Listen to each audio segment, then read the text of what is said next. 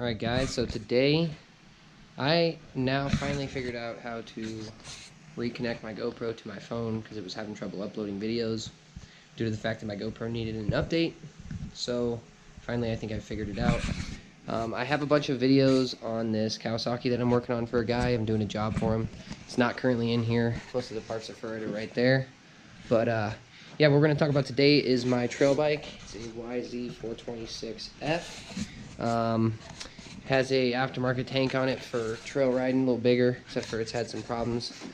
It had a crack right on the edge of this, so I'm gonna have to fix that eventually. But really, mainly what we're here to talk about is what had happened the last time I was at the sand dunes. I was there with my buddies and my brother, and see some of the sand left over here on the tire.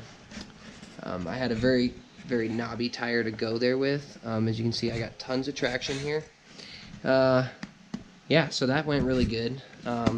Basically had to motor it around everywhere, and in result of that we went back to the camp after a ride, and I noticed some smell of oil burning a little bit, and I'm looking down at the bike and I realize that there's oil running down the entire side of the engine here, and you can kind of see some of the residual left over here from it running down, and just basically got all sandy right here and just ran all the way down, and pretty much just covered the whole bottom end of the engine in oil.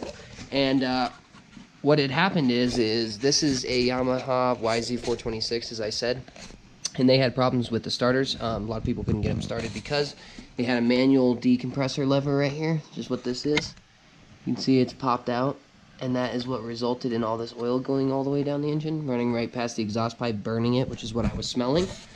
But that had popped out due to the fact that I deleted it, because to get these bikes to actually run, what you do is you put a 450 cam with an automatic decompressor on the end, basically decompresses it for you without having to do some technique of pulling this lever and this ridiculous thing that basically no one could figure out. So today I'm just trying to pull it apart. Right now I'm draining the gas.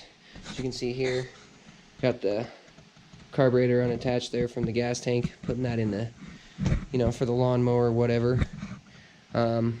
I'm going to try to get the top end off and take a look at that decompressor manual lever that is now, it's kind of hard to see, but came out. That's the distance right there that it should be in. Like, this end piece right here should be flush up against the head.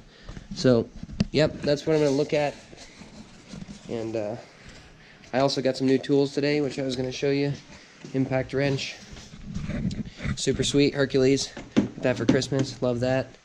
And I got a 225 piece socket set here with all kinds of stuff, crescent wrench, all kinds of goodies. So my brother also got one as well, so we got plenty of tools going for us. We did finally actually get an extension cord over here to plug in all of our tools on the bench so that we can just use them as need be. So let's get this thing torn apart.